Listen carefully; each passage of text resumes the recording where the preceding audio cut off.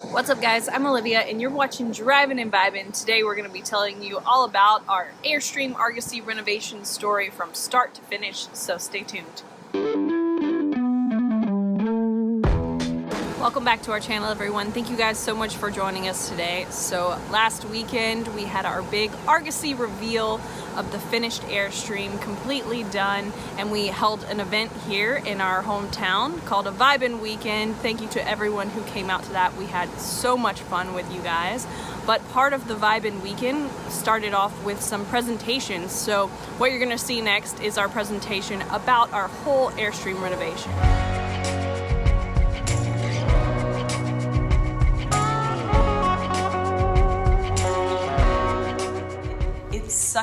Been such a long process that even looking back at those first photos, it was just kind of shocking, and how different we looked. We looked much more energetic and young than so yes, full of life. This was in December 2017, right whenever we bought the Airstream. Or we were thinking about upsizing a little bit. We kind of got this idea in our head that nothing too soon, but over the course of the year, let's start figuring out kind of what we're looking for, maybe just casually start browsing. We were at a beautiful, our favorite RV park, I think, ever, Flying Flags RV Park. It's on Buellton. Yeah, Buellton, California, a bunch of beautiful vineyards out there. We were soaking in the hot tub, envisioning it up. Yeah, envisioning what our new life and whatever new rig we got was going to look like. And there were some dealerships nearby, and they had Airstreams, and we always liked Airstreams and the aesthetic and the kind of whole vintage classic vibe.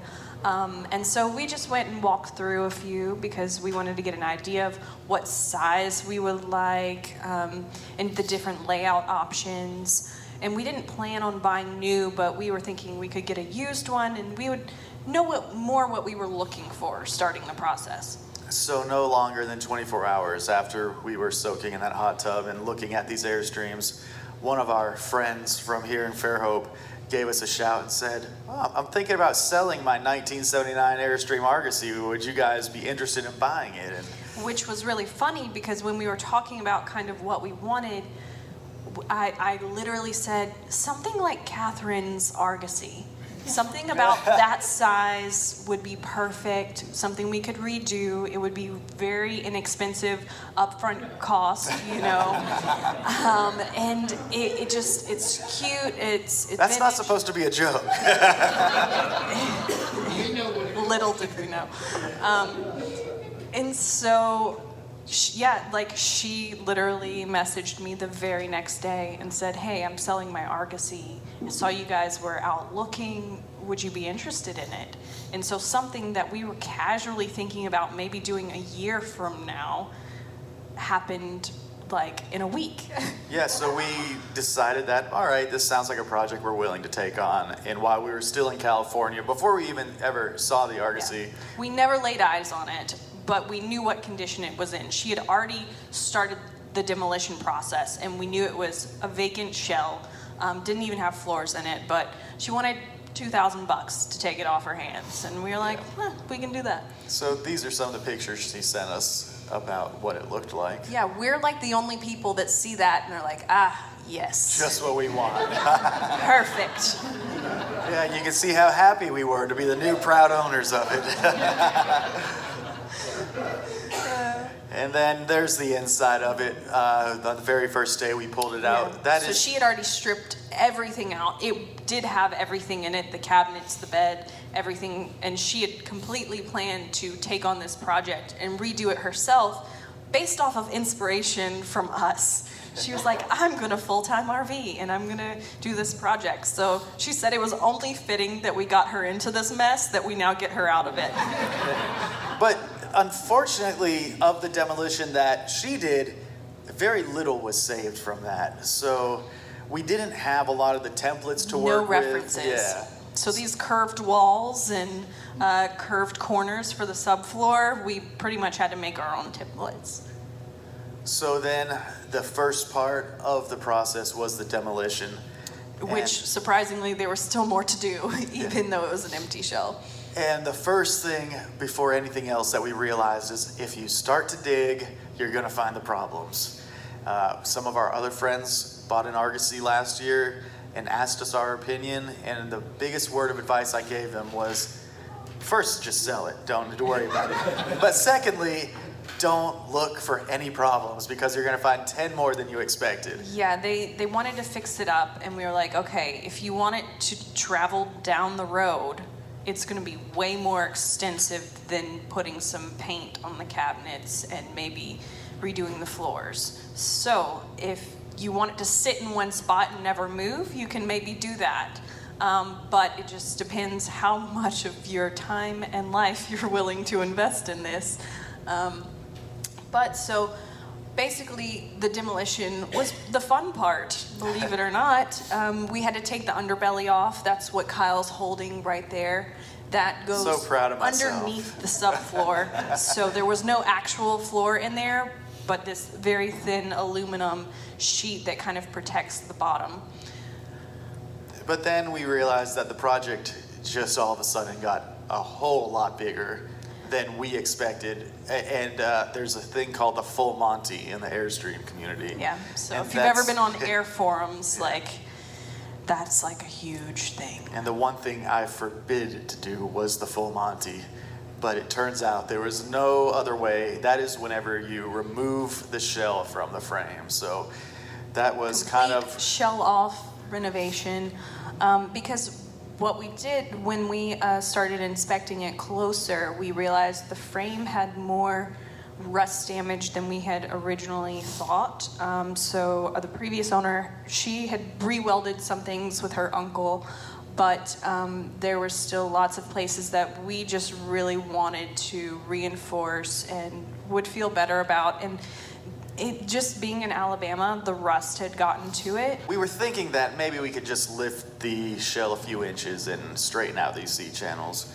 But then just the more we inspected it, it seemed like we might as well just pull the whole frame out, or whole trailer out, and just do some serious work to it. And we were gonna replace the axles anyways, so we were like, we'll just do all this at once. We'll sandblast the frame, re-weld it, reinforce it, put the new axles on. And put the lift on. That, just that framework was a lot easier. So that means we had to lift this frame off. So yeah, we didn't know how to get this shell off. We didn't have like a hoisting type system to work with.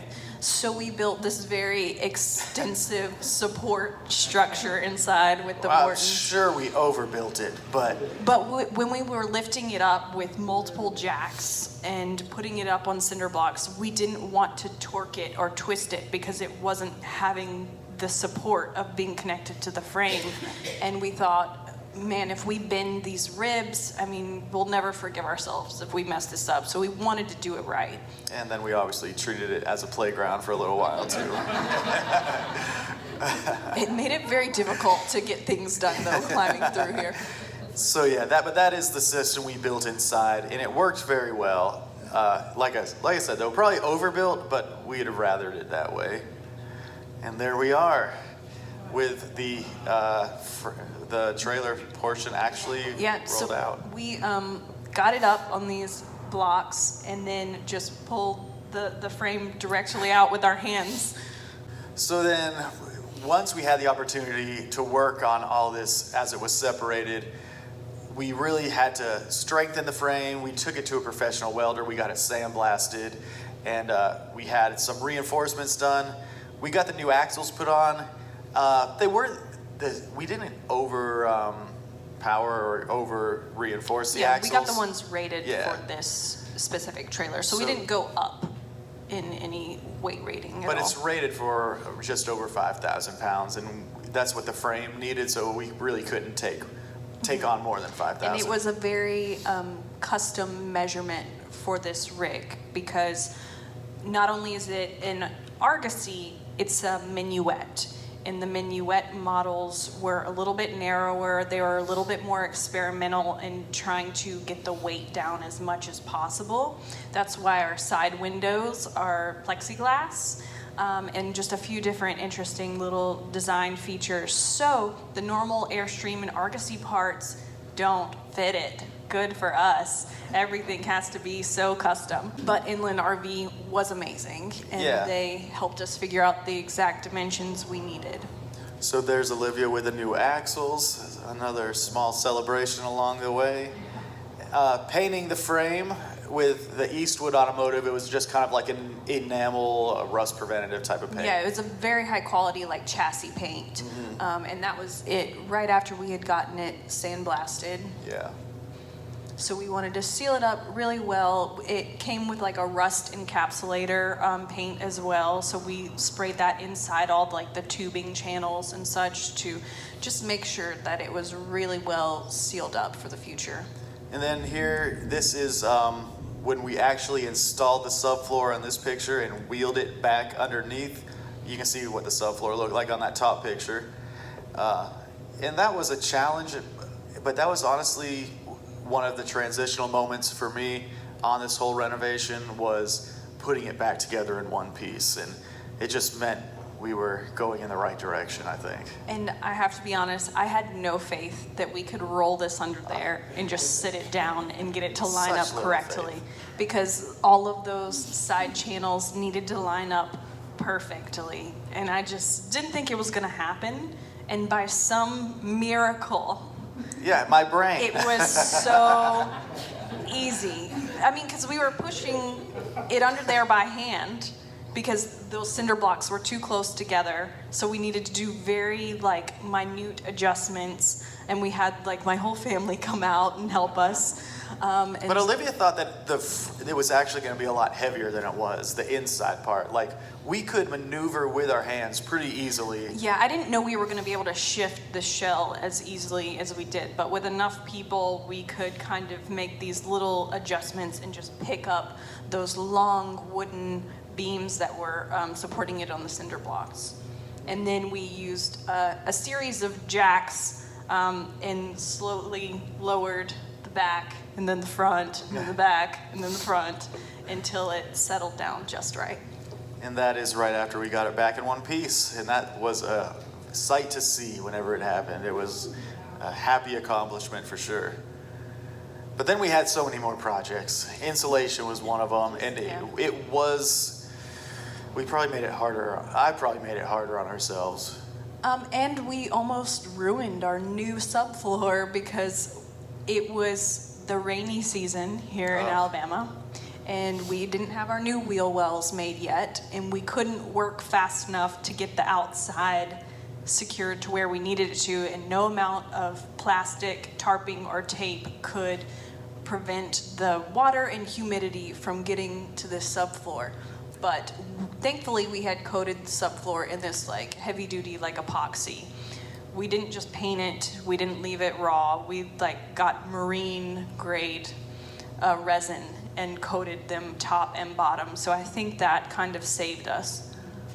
So the next projects were, we used rock wool and rigid foam board to insulate. The rock wool made the curves pretty easy. Yes, so the foam board wasn't the easiest to work with in some of these areas, mainly because if you see like the little supports going this way, they're actually a lip like this on top and bottom. And so to fit it in both of those, we had to get creative with like scoring and such. But we felt like we could get the highest R value with the foam board. And it would be more impenetrable to moisture and rodents and things like that, because a lot of times you see that pink fiberglass stuff and like the bugs and critters have gotten all into it. And I just felt better about the foam board. And the rock wool, the material is just naturally more moisture resistant. It's fire retardant. We did a lot of research. And the thing about renovating in Airstream is there's a lot of Airstream experts out there, especially on the forums, and everyone knows the right way to do something, and none of them agree on it. So I kind of had to get over my analysis paralysis and just finally make the best decision for us, which ended up being a kind of combination of multiple different sources. But we got our main inspiration from a man named Greg Virgo, who has a YouTube channel, and he was insulating his van that he was converting, and I really liked his knowledge about things, and that's what we ended up going with. And then we moved on to wiring, which we obviously got a lot of help from Tom Morton remotely during this time. I tried to have as much wire run before he came back down to help us hook everything up. So, but it was a challenge to try to do that without having in-person interaction. Yeah. And then we did some window repair. That was just super challenging. The windows are one of the worst pieces of this Argosy, because they're made out of, whenever we got it, plexiglass. So we upgraded to Lexan, which is like virtually unbreakable, but it has its own challenges as well. But I think at the end of the day, we'd have much preferred if the original just had glass windows. Yes, I think if we could do it over again, we would just spend all the money and buy all new glass windows for the sides, because these windows gave us so much trouble. It was so hard, and because of the just age of the rig, the corrosion had stuck the frames together. So even getting the frame apart to get the plexiglass out was like an all-day event. Cutting the plexiglass, easiest part. Installing it, easy enough. But then you have a very vulnerable surface that is easy to be scratched. It can be damaged by different chemicals and things that we happen to be working with all the time. So we spent all that time replacing all those windows, and all of them have imperfections for one reason or another. But we thought, hey, $75 per window is better than $200 or $250 per window. But I would rather have my time and sanity back. Yes. And then the wheel wells was one of the last, or another project we did once it was all put together. I was so proud about these wheel wells. A local company that does a lot of airplane, I guess, mods and boat mods, built these for us. And they built them as a box, and then you can see I just cut out to match the frame up there. But those are the nasty windows that Olivia was talking about. That is the original old one. You can kind of see how bad it was. Yeah, I mean, there's a big duct tape thing over a hole there. And you can also see one of the layouts I was trying out of the 100 or so that I tried. 2 layouts. And this was the final layout that Olivia decided on. And I have to say, it is almost identical with a few things being reversed. Just reversed. So the shower and toilet are on opposite sides. The sink and stove are reversed, and that mini fridge is actually a floor-to-ceiling structure with the fridge in it. But everyone always asks us, how close is it to the original vision? And it's pretty spot on, and you will get to see later. But Olivia had the full control and responsibility of designing the layout, and I mean, you learned to use a program pretty well, I think.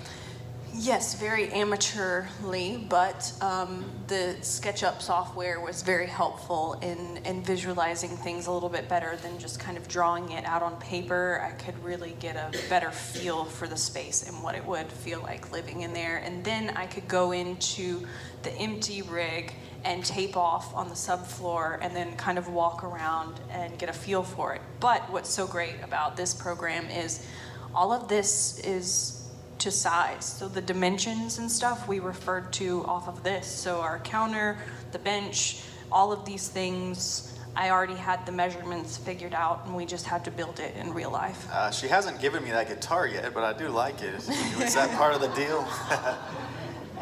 So then, yes, the Mortons come back. After we do a lot of those projects, our dear friends, the Mortons, after filming an entire documentary. Yeah, so that was the other thing that made this process take a little bit longer as well, is we stopped multiple times. Once to go film in Texas for the RV Nomads movie. We went back again to do Nomad Fest. And did we do an annual bash somewhere? We went to the annual bash and the RVIA show. So we were doing some traveling still in between all of this, and it definitely set us back and cut into some of the progress we would have made. So the day the Mortons pulled back into town, we had every wall ready to be installed, and it was so awesome to have 4 extra hands to help hold these huge panels up. They're like 20-foot long aluminum floppy panels. So it was really helpful to have extra hands because you end up having to have everyone hold it, and then you put these things called clecos in, and they hold the rivet spaces to get it kind of secured, and then you go in and rivet it. And at the time we were hand riveting everything, and we didn't have our air compressed one yet. Yeah. So it was taking a lot of muscle power and time to do it, but it was one of the most gratifying stages. Totally. It's like there's some of these stages, like putting the shell on, it was like like this relief, and then putting the walls up, it just every panel, like you just see it coming together so quickly, and it was such a good feeling. And then again, Tom obviously helped us to a degree that we would never have any knowledge to know how to do, with the wiring up everything and our lithium and our solar. So we do get the questions, about the system, and I wish we could answer more about them, but I always call Tom when I have a question. With the wiring, we were like doing the grunt work, like running wires and doing what he told us to do, but the brains behind it, he drew out so many diagrams and was so sweet and trying to teach us, and we were like, oh yeah, makes a lot of sense now. And then they helped us build out the actual structures. So this is another thing that if we were to do it all over again, we would come into it with so much more knowledge. Mm-hmm. We did not know what we were doing building out these structures. The Mortons had some construction knowledge, so they were able to give us a little more guidance, but with them here, we built out the closet spaces, the shelves, just the basic framing of and these. I don't think either of us had ever built anything out of wood before. Like nothing structural by any means.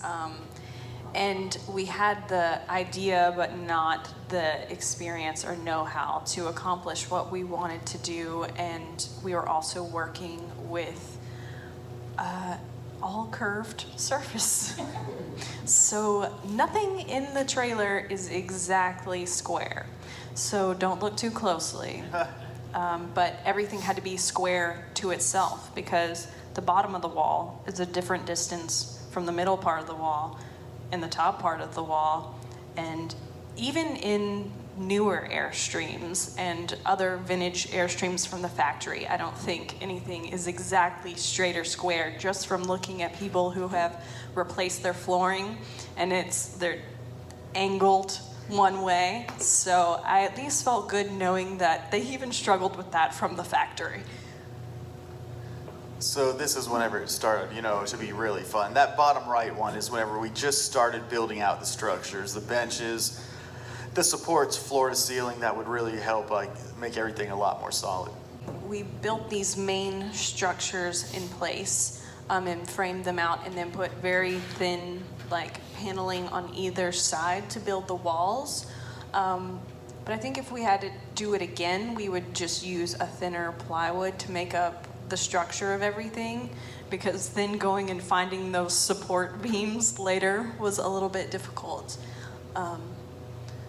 But you learn as you go. But we did begin to see the light once everything started to come together. But we still had so much to do.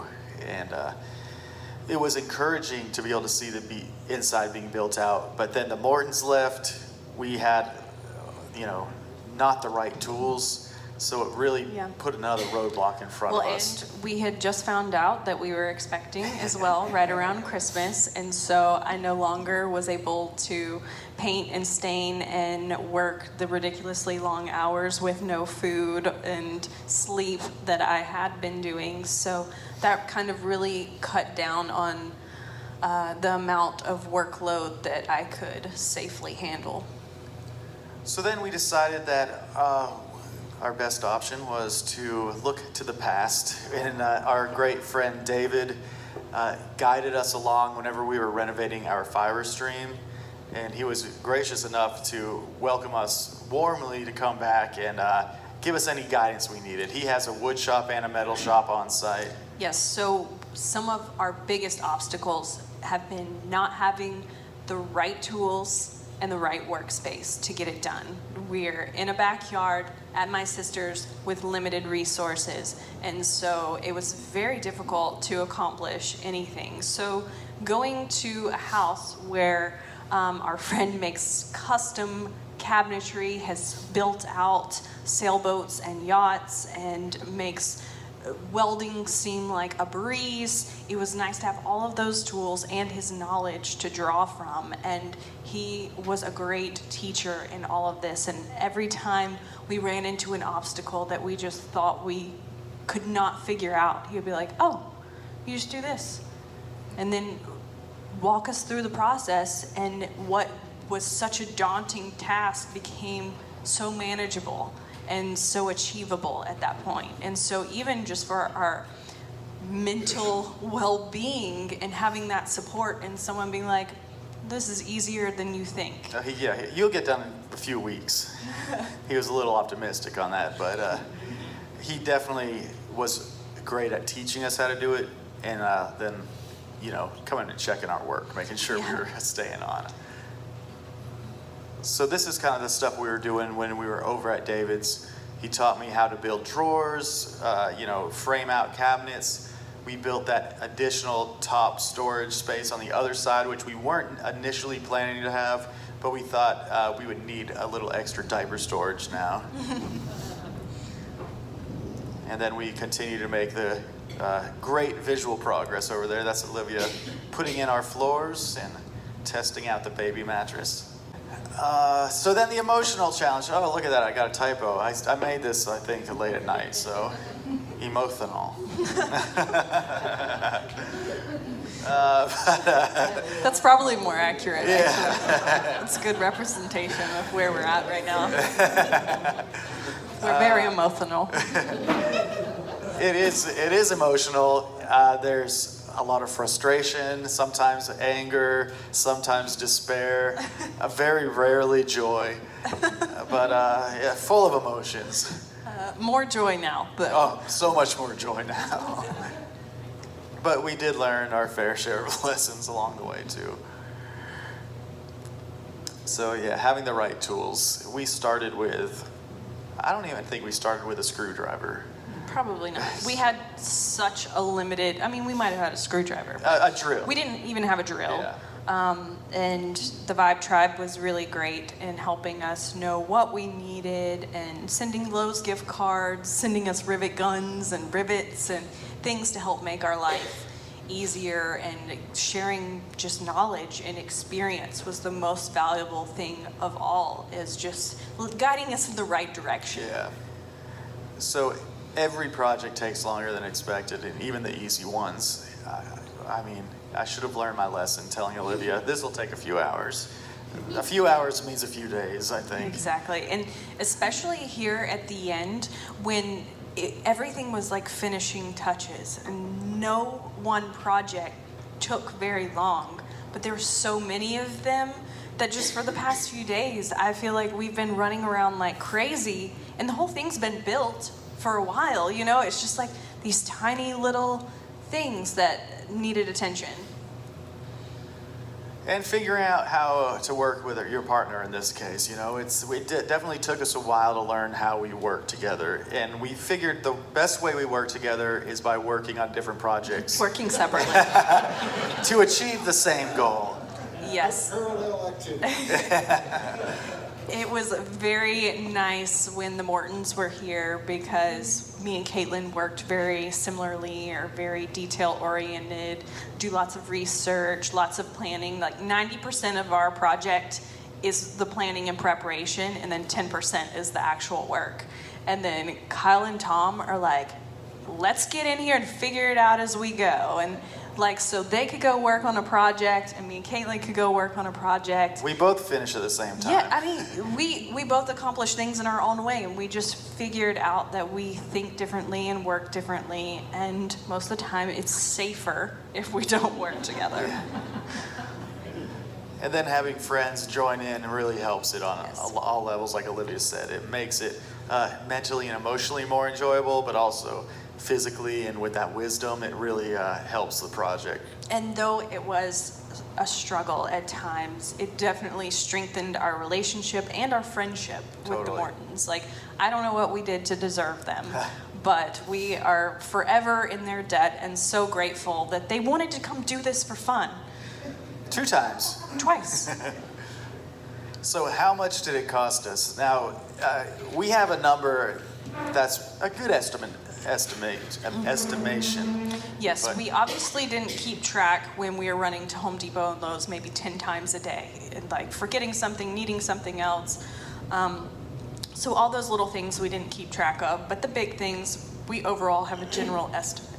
So we spent a total of probably $10,000 on the renovation, completely on everything said and done. But our experience was definitely the exception and not the rule on how much is spent on a normal renovation. Yes. And that's because we were able to team up with so many brands who saw the vision with us and helped us fulfill that vision. But from other people who have done full Monty restorations, I think it totally depends on the person and how much work you're willing to do yourself. That was another thing that saved us a lot of money, is being willing to do all these projects ourselves instead of hiring it out. But I've seen other estimations at around $14,000 to $17,000. So you could obviously spend a lot more than that to however fancy or high tech you want to get, how much you want to hire other people to do jobs. But I think we came in around the general ballpark area that most people can accomplish it for. But that is the other thing that I think saved us money, is not trying to get it done in a super short amount of time. We kind of went as we had the time and money and means to do it. So I think everything was a little bit more affordable that way. So then Battleborn obviously helped us with our battery system. Inland RV is a company based out of California, and they do a lot of Airstream stuff. They helped Yeah. us with our axles and our rock guards guards. that you see up front. DEMOLITION, they supplied our stove, our AC, our hot water heater, and the thing is, we have relationships with all of these companies. Battleborn and DEMOLITION, we know intimately and consider our friends even, and we only work with companies that we feel really good about and believe in and know that they have quality products and customer service and that they care about the integrity of their products. Lastly, and most importantly, was the support of the Vibe Tribe. Gift cards, manual labor help. That was always very useful. Yes, definitely. And yes, just like the support and encouragement along the way, to have people, saying, like you're doing a good job. Like sometimes that's all you need. Like when you don't know what you're doing, when you're struggling, when you don't know if you're making any of the right decisions, just someone like to be there to help, like encourage you along the way, helps you get through the process. And YouTube gets a bad rap for all of the trolley comments, but one of the things that we realized was all the encouraging comments that we got on the videos that we were putting out along the way. And even the people who thought we would never pull this off still stuck around and encouraged us, even though I think they were they stuck around for see if we could fail. No, but I mean, a lot of people, I think for most people seeing a project like this and 2 people with no experience taking it on, it's a logical assumption that we would have given up somewhere along the way. And the Vibe Tribe coming out to the gigs, which is always fun. It's something that Olivia misses out on, I feel like, all the time, is that she never gets to meet the Vibe Tribe when I'm out playing. I do not. I show her all the pictures, though. Yeah, so I don't typically play the gigs with Kyle because I had 4 songs in my repertoire, and that doesn't really get you through a 3-hour gig. So I really didn't have time to be thinking or focusing on music with all of the Airstream stuff going on. So even though I have missed out on some of the Vibe Tribe gatherings at gigs, we did get the opportunity to go to many lunches and dinners and hang out with everyone coming through town who just came by to say hello on their way through. We got to show a few people the Airstream in different stages of the process. RV Love came through not too long ago. The Vibe Tribe has been huge in making this successful and making it happen. Thank you guys so much for watching. Hopefully you enjoyed that and got to get a little bit more in-depth side of the renovation story. I know a lot of you have been following along from the beginning, and we so appreciate you sticking with us through to the end. If you have any more questions for us, please leave those in the comments below, and we'll see you guys next time.